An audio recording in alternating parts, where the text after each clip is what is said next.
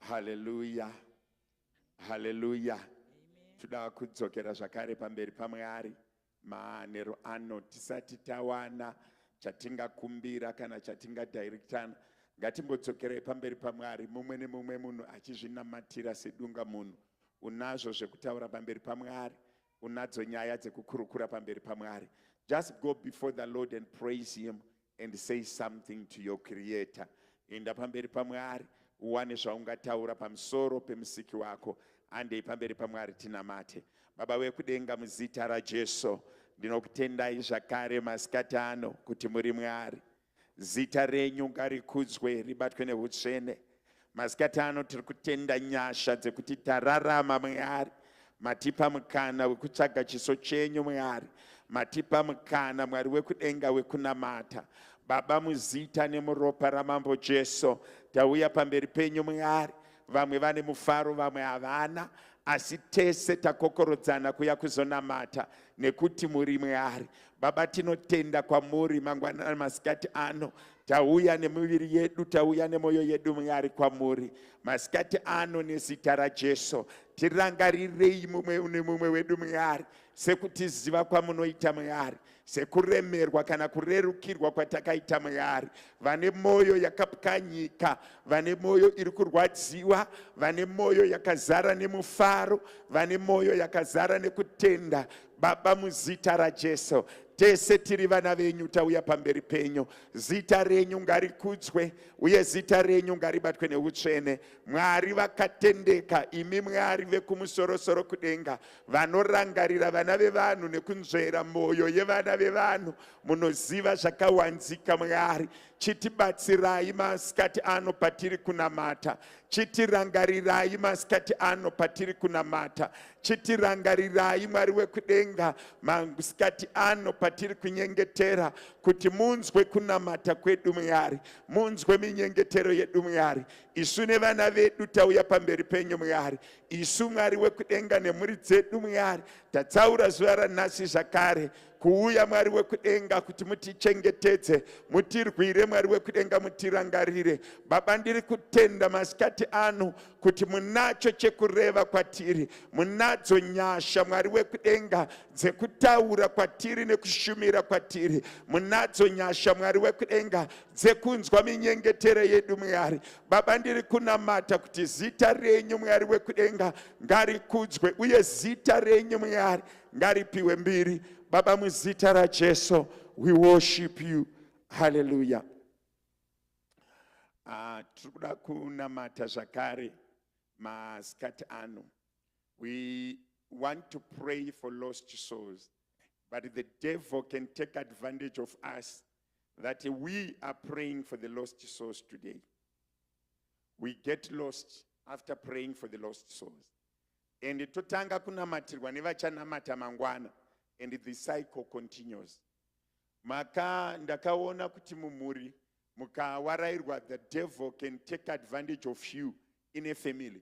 Pamuri kunamatira uyu achirwara, uyu paanopora, unoona kuti vamwe 2 or 3 vanotanga futi kurwara. Muramba muchingonamatira the same thing.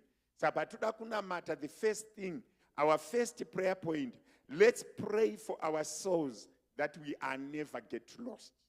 Tisati tanamatira vakarasika, ngatinamatirei isusu kuti tirege kurasika. Shoko raMwari rinoti chengetedza moyo wako kudarika zvimwe zvinhu zvose. Toda kunamatira our salvation that we have. Toda kunamatira that salvation yatakapiwa, the gift of repentance, that we remain saved.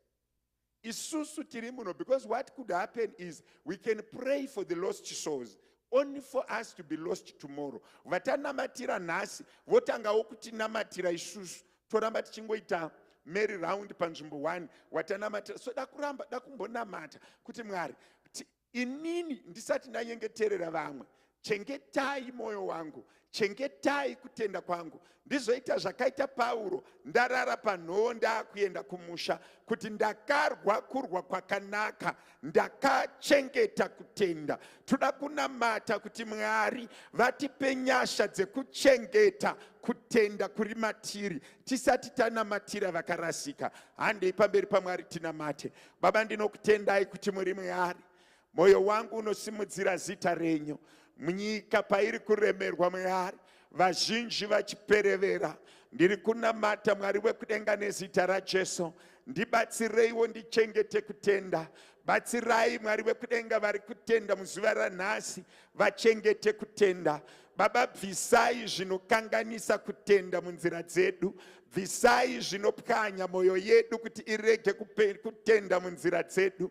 Baba, tibatsirei kukunda zvatinofanira kukunda, mutibvisire zvatisingakwanise kukunda. Mweya Mutsvene ndiri kunamata, Mweya Mutsvene ndiri kunyengetera, Mweya Mutsvene ndiri kukukumbirai. Tibatsirei Mwari wekudenga tirege kurasika, tibatsirei Mwari wekudenga tirege kurega kutenda. Moyo yedu Mwari wekudenga irambe yakabatirira kwamuri. Ndiri kunamata Mwari wekudenga, chengetai moyo yedu ibatirire kwamuri. Chengetai Mwari wekudenga moyo yedu ibatirire kwamuri.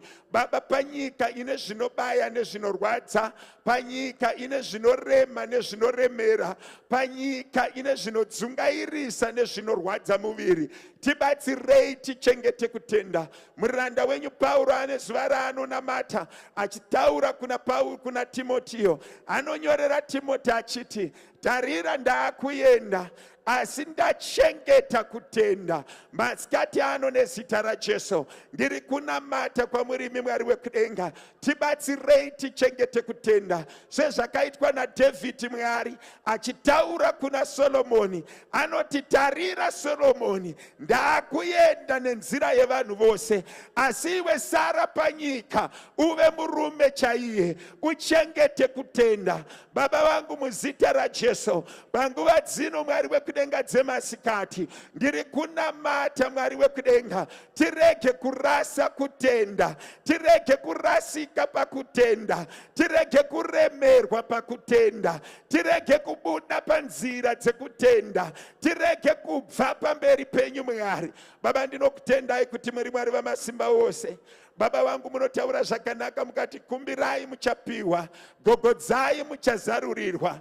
Panguva ino Mwari wekudenga yemasikati ano, moyo yedu iri kugogodza kwamuri Mwari. Tiri kukumbira Mwari wekudenga, sezvinotaura shoko renyu Mwari wekudenga kuna Matthew, roti kumbirai zvamunokumbira nekutenda mandiri, ndichakupai. Mwari wekudenga, tirege kurasa kutenda. Vana vedu ngavarege kurasa kutenda. Nzara nenyota yekunamata ngairege kubva matiri.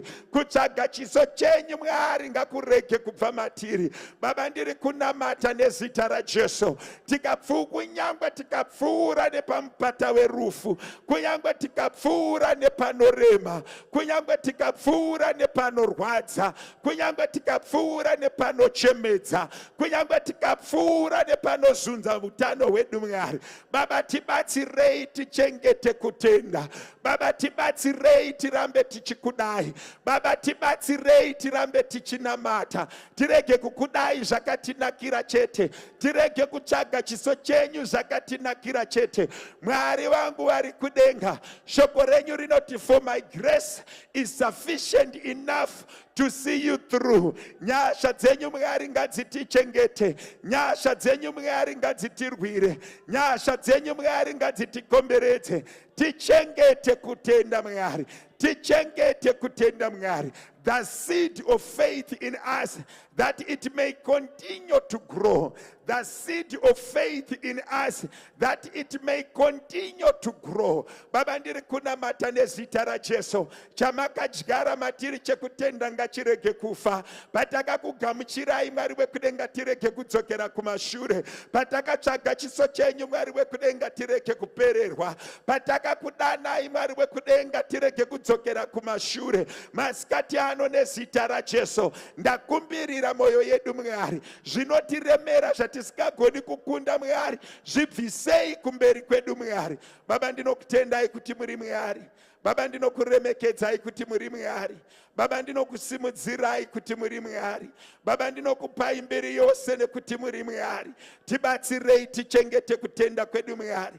Matiri ngamuzare kutenda.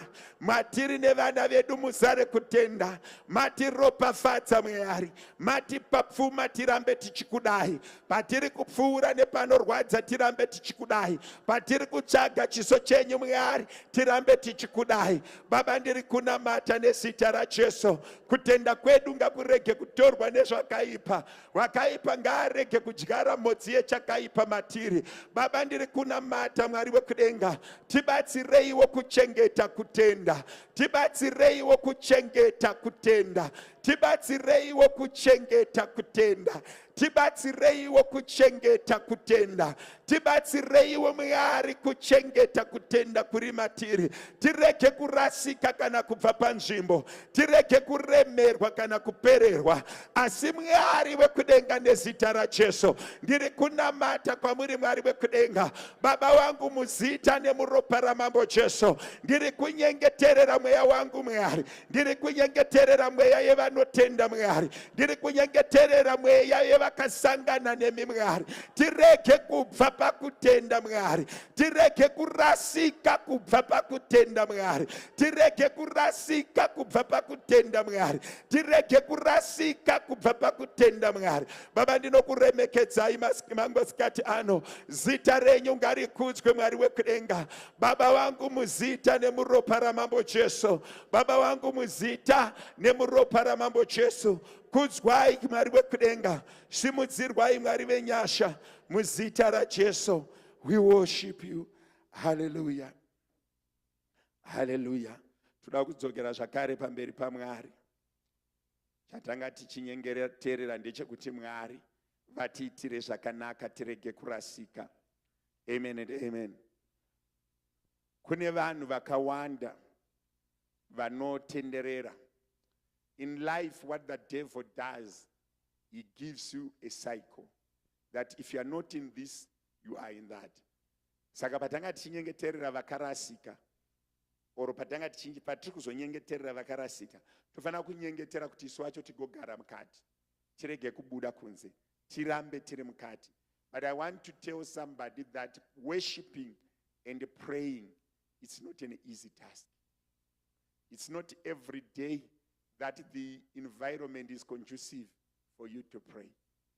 I was listening kuna baba kuti vachiti kana paine zviri kukuratidza kunamata iwe manikidzira kunamata.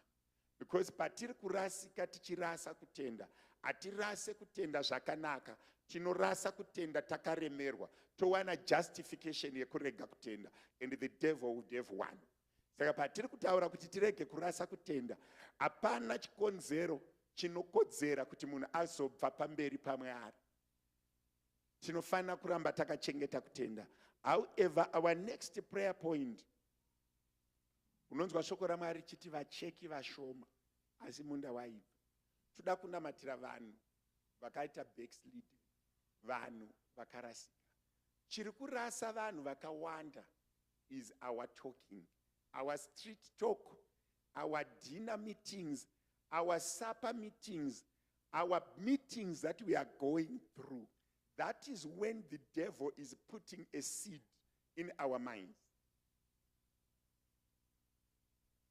I attended a certain meeting in a certain place where there was a very gifted man who was describing that there is no Jesus. The guy was eloquent, the guy was knowledgeable, and the guy was very good at selecting his words and his theories. And you see, the moment you open your eyes to him and ears, he's already putting a seed of unbelief in you. Wazowe gawarara, you start to gather and to put together ideas that fights your faith. Tuda kuna mata, chimbona mata, mas kat ano, chirampidze mweya unopa vanhu kutaura zvakaipa pamusoro peshoko raMwari. There are angels that are spreading the bad news. in as much as we are spreading the good news.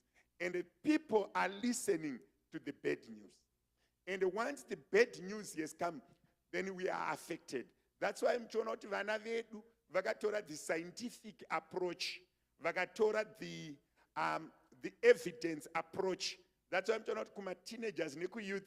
It's a bit heavy to believe. They want evidence. And these people are perpetrating to put to shame that faith, since faith are things hoped for, without scientific evidence, they are getting to their minds. Ma perpetrators vari kutaura zvakaipa pamusoro peshoko raMwari kuti varege. Haugoni kuramba uchisakura usingatopi anodyara. Amen and amen. Haugoni kuramba uchibvisa sora usati wabvisa anoridyara. You need to stop the plunder so that the seed will stop to grow. Ngatimbonamatire against every force, against every reasoning, against every funding that is fighting Christianity. Kuti Mwari vatibatsire. Ande itinamate. Mwari wekudenga nezita raJesu. Ndiri kunamata kunemi Mwari wekudenga. Shoko renyu rinoti, since the time of John the Baptist, the kingdom of God, the kingdom of heaven is suffered violent, and the violent shall take it by force. Baba ndiri kunamata masikati ano. Taungana sevana venyu Mwari. Tiri kunyengetera Mwari wekudenga.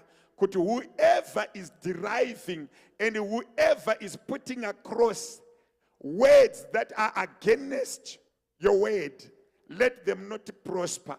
Muvengi ngarege kubudirira. Ndiri kunamatira against my organizations. Ari kusimudza Mwari wekudenga vhangeri rekuti imi Mwari wekudenga amuko. Ndiri kunamatira vana vevanhu vari kufamba mudzimba, vari kutaura nevana vedu, vari kutaura nesu in public domain, vachiquestiona your existence. Baba wangu muzita raJesu, imi Mwari munoti every blasphemous man, you deal with them. Ndiri kurambidza mweya we-Antichrist. Ndiri kurambidza mweya unorambidzwa kuparidza kweevhangeri.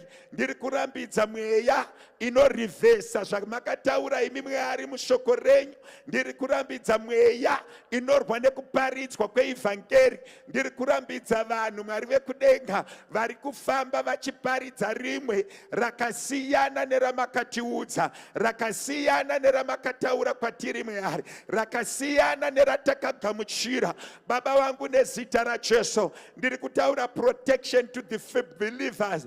Baba isai ruzhova kune vanotenda, wakwanise kukunda mano evakaipa. Mwari isai ruzhova kuvana vedu Mwari. Madoctrine ari kumuka achirwa nevhangeri, madoctrines ari kumuka achirwa nekuparidzwa kweshoko, madoctrine ari kusvimuka achipikisana neshoko renyu Mwari.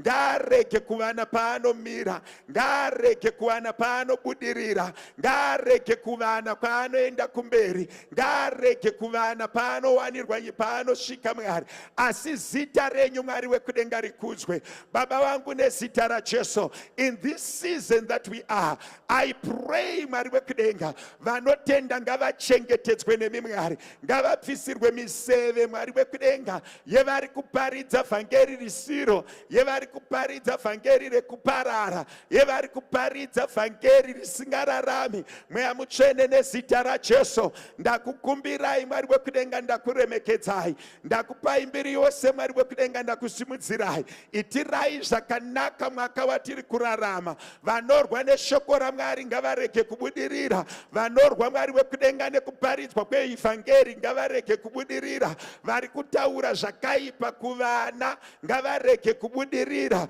vari kusimudza nyaya dzekuti hakuna Mwari, vari kusvimudza nyaya yekuti imi Mwari hamuko, ngavarege kubudirira. Baba ndakutendai, Baba ndakusimudzirai, Baba ndakuremekedzai. Zita renyu ngarikudzwe masikati ano, zita renyu ngariremekedzwe Mwari wenyasha. Komberedzai Mwari wekudenga vashumiri vevhangeri rezvokwadi, muparadze vanoparidza risiro. Rangarirai vashumiri veivhangeri Mwari, vapei uchenjeri hwekugona kudzora nekurivhesa zvakataurwa nevakaipa masikati ano nezita raJesu. Baba ndinokutendai kuti muri Mwari, Baba ndinokuremekedzai kuti makafanira kunamatwa. Zita renyu rikudzwe, zita renyu riremekedzwe muzita raJesu. Haleluya.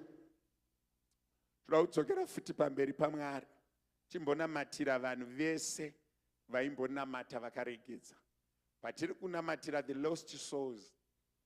The lost souls, pamwe pacho we don't know them. We can even have them amongst us here present.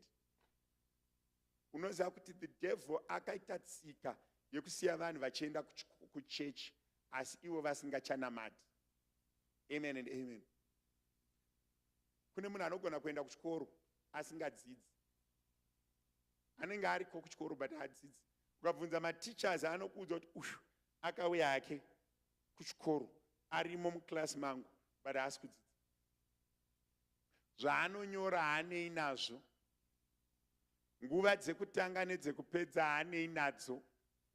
Teacher haanei naye. Toda kungonamata kuti Mwari wekudenga vadzoreredze ma lost souls. Not only lost souls, ma discouraged souls. Unoziva ndakafamba muna December, ndandatsoka. You could see vanhu vakadhakwa. You could see vanhu vari kuita zvese zvese. But if these people could be saved, will it not be good for the church? Will it not be good for their families? Will it not be good for the next generation? Will it not even be good for the economy? Will it not be even good for their parents? Munhu anorasika zvekurasika. I gave one person 5 rand. Uchitomupa achitomhanya unotenga midzanga. Kureva kuti but ati ndine nzara but ari kunotenga masigarettes. Kureva kuti that person arasika zvakanyanya. Toda kungonamatira ma lost souls. Let's pray for the people who are in the streets that families have already said they are right off. Let's pray for the youth that have already lost direction. Let's pray for the teenagers that have already, they are not even looking forward to next year. They are looking to the next cigarette. They are looking to the next pint. They are looking forward to the next girlfriend. They are looking forward to the next drug. They are not even looking in 2020, in 2050, or in 2020, in 2040, or in 2030. They are just looking to for the next minute. Tinana baba vakadaro, tine vakomana vakadaro, tinana mai vakadaro, tine vasikana vakadaro. Vamwe havana kurasika nekuda kwezvinodhaka. Vamwe vakarasika nekuda kwekuomerwa neupenyu, kupererwa kusvika pakuti rasa tariro yese. Haana chinodhaka chaari kumwa, haana chakashata chaari kuita. Munhu akangopererwa netariro akadecide kugara pasi. Hope has been stolen. Tomorrow have been taken away from that person. Let's go and pray. Ngatimbonamatire vanhu vakadaro. Tiende pamberi paMwari. Baba ndinokutendai kuti muri Mwari. Imi Mwari munodzorera tariro paisisiri. Munodzorera kunzwisisa Mwari kwapasisiri. Mwari wekudenga nezita raJesu. Vane maperembudzi vana vakagara pagedhi vanoti, tikapinda muguta mune nzara tinofa. Tikaenda kumisasa yevaSiria zvingada tingararama. Masikati ano nezita raJesu. Simudzaiwo mhepo muguta ratigere kuti vakarasika Mwari wekudenga vatange kunzwa muchitaura navo, vadzokere padestiny yavo Mwari. Tine vakawanda vakaomerwa neupenyu, tine vakawanda vakapererwa nedzano netariro, vakasvika pakuita give up, vakasvika pakurasa zvose, vakasvika pakurasa zvose, kusvika vapererwa netariro, vakatadza kukunamatai, vakatadza kukuremekedzai, vakatadza kutaura zvakanaka pamusoro pezita renyu Mwari nepamusoro peupenyu hwavo nekuda kwekuomerwa. Vamwe vakabiva nenyika ino Mwari, vakatorerwa mufaro, vakatorerwa Mwari wekudenga kurarama. Vamwe vakazviita nemazuva ekusaziva, asi pavachakwanisa kuziva nekuti vapinda mukusaziva.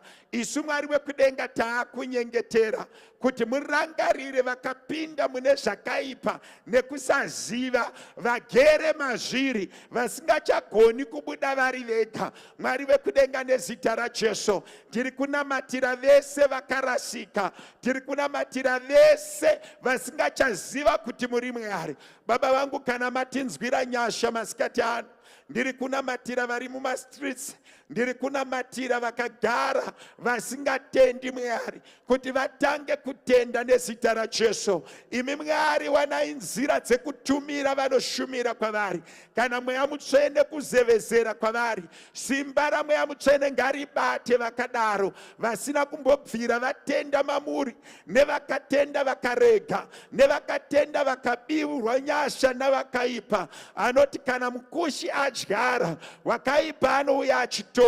Masikati ano nezita raJesu ndiri kunamatira hama dzedu dzakarasika, ndiri kunamatira hama dzedu dzisingakuzivei, ndiri kunamatira hama dzedu dzakadzokera kumashure, ndiri kunamatira hama dzedu Mwari dzakaremerwa neupenyu dzikava. Mwari wekudenga, vaitireiwo zvakanaka. Mwari wekudenga, varangarireiwo. Mwari wekudenga, vagonereiwo. Mwari wekudenga, varwireiwo. Mwari wekudenga, vatarireiwo. Ndiri kunamata kwamuri Mwari vakatendeka. Rangarirai hama dzedu dzakarasika, rangarirai hama dzedu dzisina kumbokuzivai, rangarirai hama dzedu dzakatanga kutenda mune zvimwe zvitendero zvisiri zvokwadi.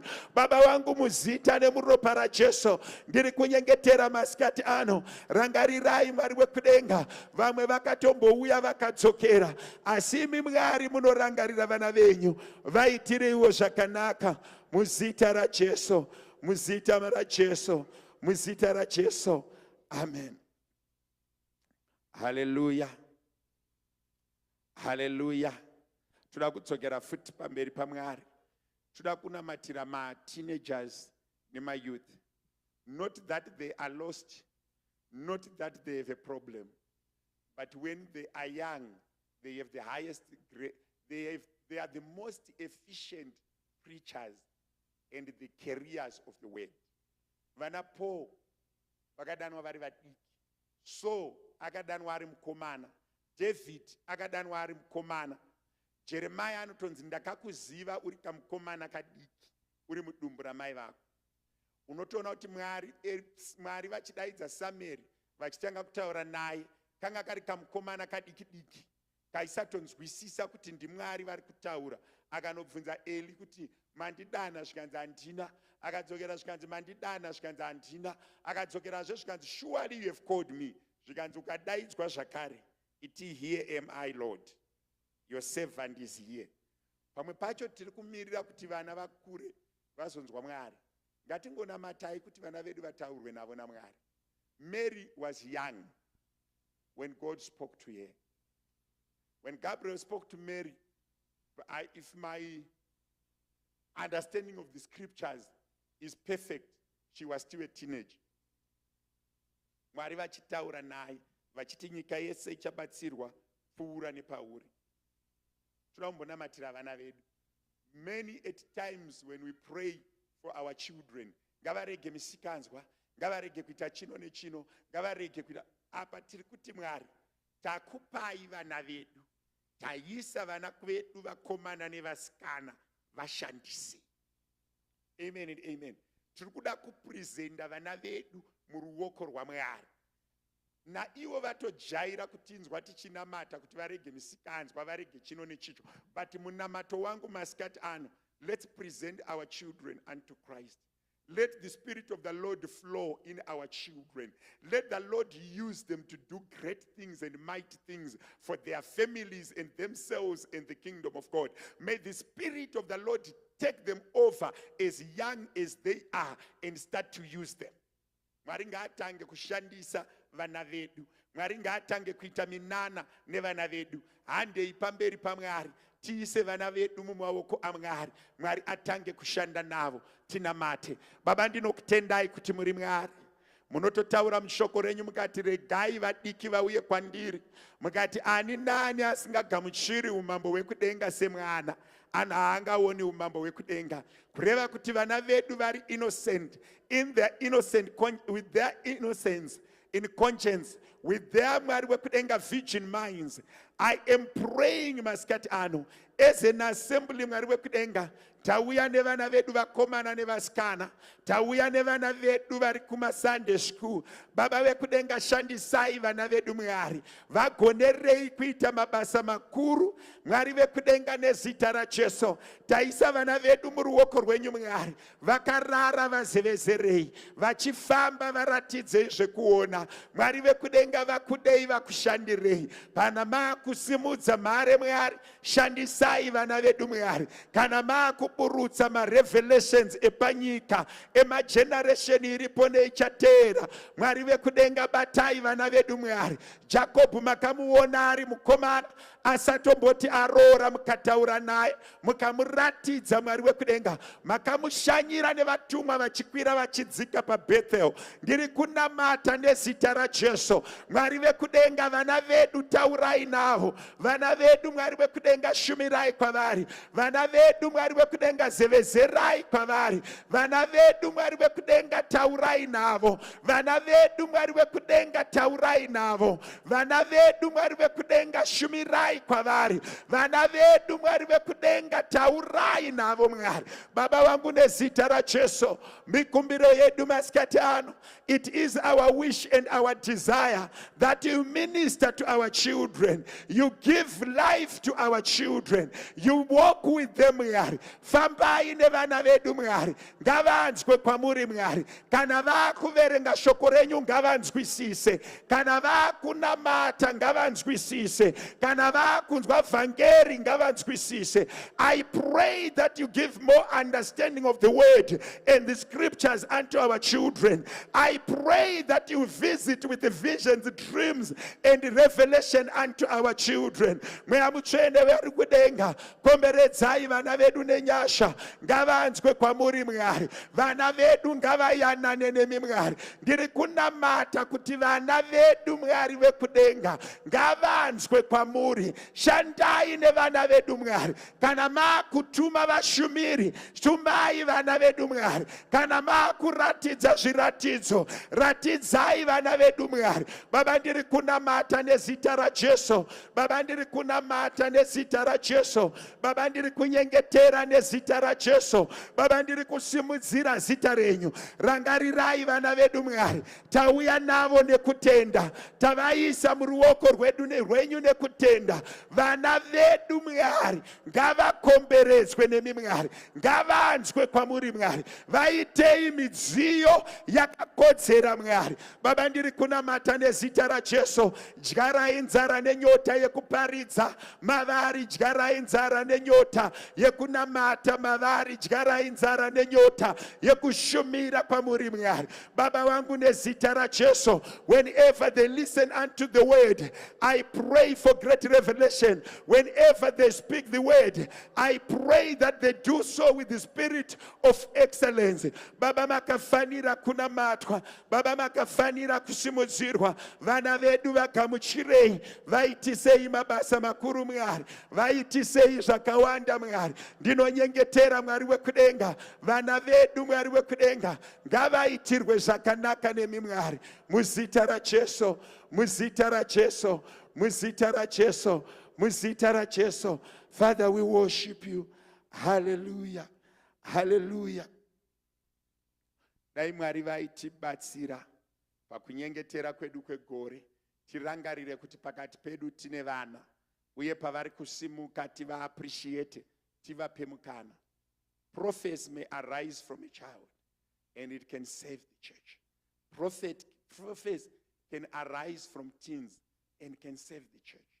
God can speak to them as young as they are. Amen and amen. God can whisper to them, to you.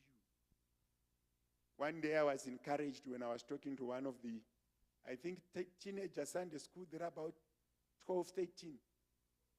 He said to me, Pastor, and I said, yes. Do you know that there is no problem that God cannot crush? And that was word from nowhere. We were not talking about the word of God. We were not talking in discussion. When I left from him, I said, God, you said something to me. God used that teenager to prophesy to me or to encourage me. And of course, Pastor, do you know that there's no problem that God cannot crush? Vatongodarika. Pamwe pacho mawedzi anouya nevana akadaro unofunga kuti pamwe ari kurasika, but Mwari vari kutotaura, Mwari vari kutoshumira, Mwari vari kutotaura chimwe chinhu muupenyu hwako. Toda kusvika patinonamata, timbonamata tiisi for the faith of our children. The Bible says, teach your children in the way that you want them to grow. Amen and amen. Pamwe pacho handiverengi shoko raMwari, ndinofila kuti rinenge richinditorera nguva. Proverbs 22 verse 6, train up a child in the way he should go. Even when he is old, he will not depart from it. Toda kunamatira mahabits evana vedu. I want us to pray that as our children are building their character, are building their habits, part of it being prayer, part of it being reading the Bible, part of it being meditation. Let's not take it for granted. Let us be intentional. One of their habits should be reading the Bible. The other habit should be praying. The other habit should be meditating. The other habit should be acknowledging that there is God. Ari Ega in his own, in his space, or in his or her space, Ari Ega, Ari bedroom market, Maari, one of the habits or one of the things at the background of his or her mind must be in heaven. There is a God in heaven. And that we should not leave it to chance. We must pray for it. Kutimari, when our youth and our teenagers, as they are building their character and their set of habits that will sustain them through their lives, let some of the habits be this. Amen and amen. Kureva kuti kana mwana uyu akatokura arekodha kuti kuna Mwari aachakanganwa. Akakura aziva kuti. One day I asked my son when he was still very young, the 9-year-old boy today, I said, what are you doing? And I'm praying that you don't beat me. He was on a corner, and I am praying that God hears me, that you don't beat me. That was around 5, 6. Concept. I can pray and they can stop beating me. The day when he is an adult, he feels threatened, that habit of prayer will come back. Amen and amen. I laughed and I stopped beating him so that his prayer become answered. You see what I'm saying? So that he believes that prayers is answered. Don't bonamatira those habits. Ngatina matire ma Christian values, ma Christian habits, ma Christian characteristics apinde muvana vari vadiki. Amen and amen. And this, I don't know if I'm making sense. Kuti chinu chavadzidza, you and me tinodasadza. Why? Takari jaira tiri vadiki. But timu risina kuri jaira rakaita option. Aridi. Chiri kukonzera kuti murambe muchiisa kapoto, ma test buds akauraiwa namai wenyu 40 years back, 30 years back. Makadzidziswa ma test buds ehoof, and you cannot depart away from them. So every habit that we put in our children, every substance that we put in our children can be beneficial and can long live into the later stages of their lives. Amen and amen. Tinombonamata vana kuti vaite mahabits ekunamata, mahabits ekuverenga shoko raMwari, mahabits ekuziva kuti izvi Mwari havadi. Hande pamberi paMwari. Tinamatire the formation of the character of our children and the formation of the habits of our children to be in line with the word of God. hande pamberi paMwari tinamate. Baba, ndinokutendai nevana vedu vari kuSunday school. Baba, ndinokutendai nemateenagers atinavo. Baba, ndinokutendai neyouth yamakatipa. Pavari kukura, Mwari wekudenga, dyaraiwo zvemweya mavari. Moyo wangu unokukumbirai, uye ndiri kupupura nemuromo wangu, Mwari wekudenga. Kereke iri kukutsvagai masikati ano. Baba, batsirai vana vedu, Mwari, as they are developing their skills, as they are developing their understanding, as they are molding their character. That part of their character is the fear of your name.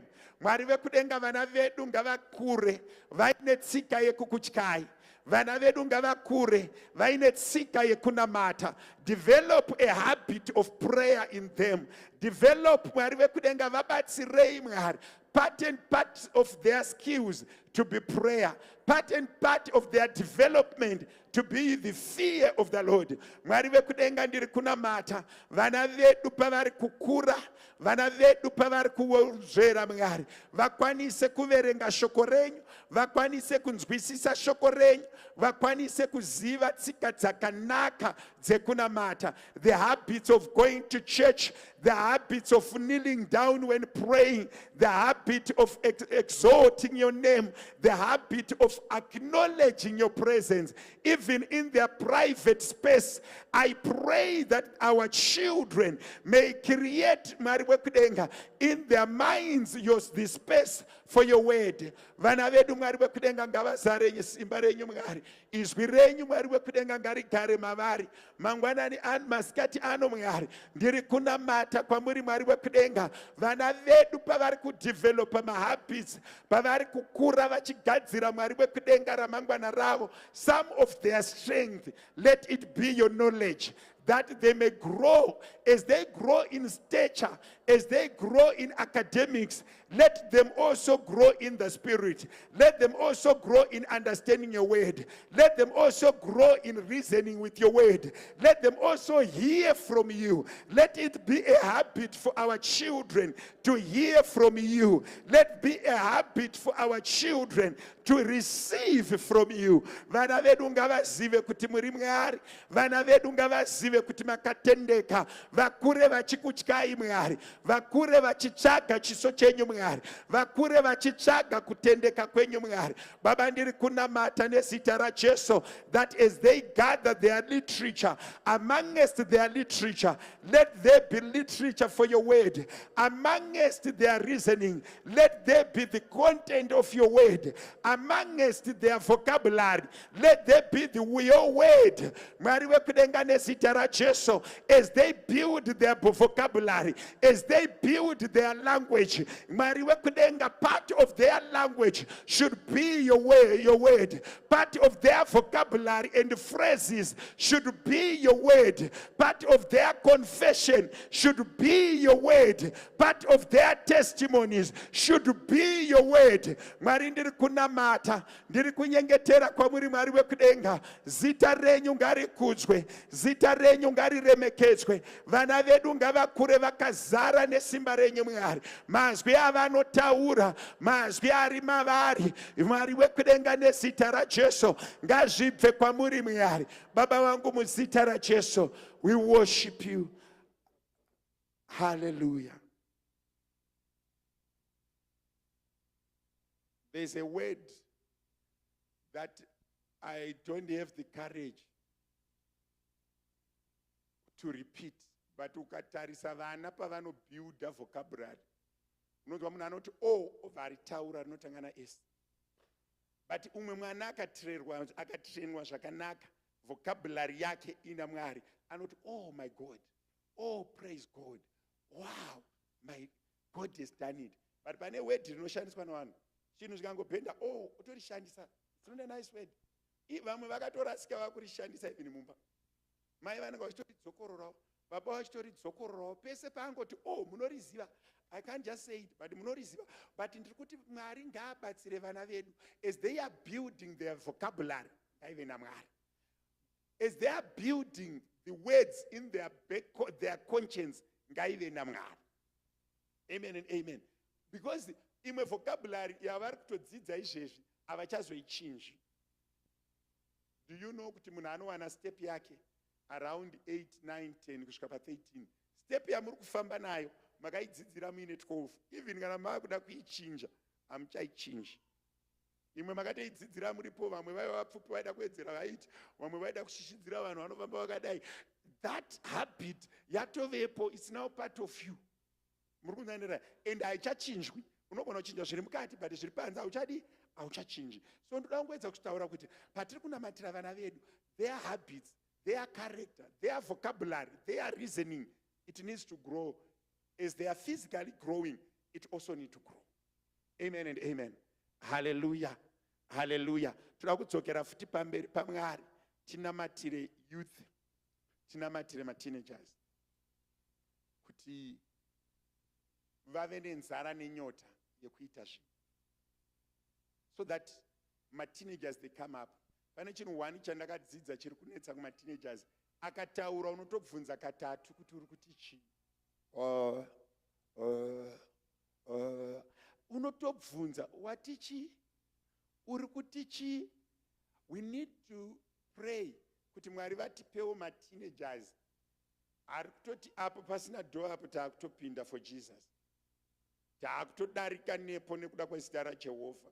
Toda kutsvaga ma-teenagers ane appetite yekuparidza, vane appetite yekuimba. We have so many gifted young girls, but they don't want to come up.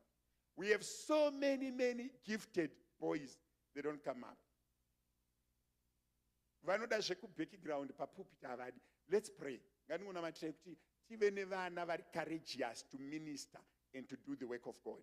Ngatinamatire ma-teenagers nema-youth. Chingoti Mwari vapei nyasha dzekumira, vakwanise kumira paota, vakwanise kuparidza kudzimba, vakwanise kuparidza kuzvikoro, vakwanise kuparidza mutransport. Mwari ngaaise mweya wekuspreadwa kweshoko raMwari muma-teenagers, nemuma-youth, nema-Sunday school. Baba, ndokutendai nevana vamakatipa, chivaitai midziyo pabasa renyu. Munda waibva Mwari wekudenga, vamwe vacheki vachivaripo, ngavabve kuma-teenagers, ngavabve kuSunday school, ngavabve kuma-youth. Baba, ndiri kunamata panzvimbo ino, simudzai vakomana nevasikana, simudzai vana vadiki vari pakati pedu, kuti vaparidze vhangeri, vakuimbirei Mwari, vakubatirei Mwari, that they are not ashamed of the gospel and the power that it comes with. I pray that our children are confident about their faith, that they are able to proclaim and to profess their faith in a season and out of season. Mwari wekudenga nezita raJesu, vana vedu ngavapupure nemiromo yavo kunaka kwenyu Mwari. Ndiri kunamata kwamuri Mwari vakatendeka. Put courage in them to stand up. Put courage in them to speak. Put courage in them to fight. Put courage in them to take the opportunities and to present themselves before you as a living sacrifice. Mwari wekudenga nezita raJesu. David anoti as a deer that panteth for water, my spirit and my soul panteth for you. Mwari wekudenga nezita raJesu, vana vedu ngavave nenzara nenyota yekuparidza nekuparidzirwa nekunzwa vhangeri nekumira pachokwadi. Baba vangu, muzita nemuropa raJesu, taisa vana vedu Mwari wekudenga kwamuri, vaitireiwo zvakanaka, varangarireiwo Mwari, vagoneseiwo Mwari wekudenga, vaitireiwo simba nenyasha zvinoratidza uvepo hwenyu Mwari. Baba vangu, muzita raJesu, we worship you. Hallelujah. Toda kudzokera zvakare pamberi paMwari. We just want to pray for the work of God panzvimbo ino. We want to pray for the work of God panzvimbo ino. Chingoti Mwari, give us more wisdom, give us more reasoning, give us more understanding, give us more encouragement to save you. What we knew yesterday has taken us to where we are today. For us to go to next level, we need God to give us new wisdom, new understanding, new energy, new reasoning. If you repeat doing the same thing with same format and expect new results. It doesn't work like that. Tinongonamata kuna 2025 kuti Mwari wekudenga as a church, as an assembly, give us your new energy, new ideas, new things to do. Mwari ngavangotifemera, hatigoni kuchinja size yemhino yedu, but Mwari vanogona kutipa new ideas, new reasoning, new wisdom, new strength. Amen and amen. Bible over that those that are in Christ, they will be renewed. Kureva kuti 2025, we need to be renewed. We need to be energized. We need to be given more understanding, more reasoning, more energy, more resources. Tiende pamberi paMwari tinamate. Baba ndinokutendai kuti muri Mwari. Tirangarirei sevanhu Mwari. Patashika makatisvitsa, patashika makatizarurira, zvatinazvo makatipa, nezvatakabata makaisa muruoko rwedu Mwari. Zvamunotaura kuna Deuteronomy 29 paverse 29, mukati mune nhaka yamakatipa isu nevana vedu. Ndiri kutenda kuti patashika matisvitsa. Ndiri kutenda Mwari wekudenga nekukuongai kuti patashitsa, patashika inyasha dzenyu Mwari. Tingadai tisiri pano, dai musina kutiwanira nyasha. Tingadai tisina kusvika patashika, dai musina kutizarurira masuo. Mwari wekudenga nezita raJesu, 2025 Mwari, chitizarurirai mamwe masuo, chitizarurirai mimwe mikova, chitipai kumwe kunzwisisa, chitipai kumwe kugona, chitipai Mwari wekudenga rimwe shimba, chitipai Mwari wekudenga, that our hearts and our minds are renewed and our given more strength Mwari wekudenga. Rwendo rwatafamba nemi Mwari rwakanaka, tiwedzerei simba Mwari wekudenga pane rwatakatarisana narwo. Gore rino Mwari wekudenga, tipei ma new prayer points, tipei new understanding, new reasoning, new opportunities, new anointing, new grace. Renew your anointing upon us, your grace upon us. Increase our understanding, increase our wisdom, increase and refresh that grace that you have given upon us. For you say your mercies are new each and every day. Meaning to say today there's a new grace, there's new understanding, there's new power that you are able to share with us.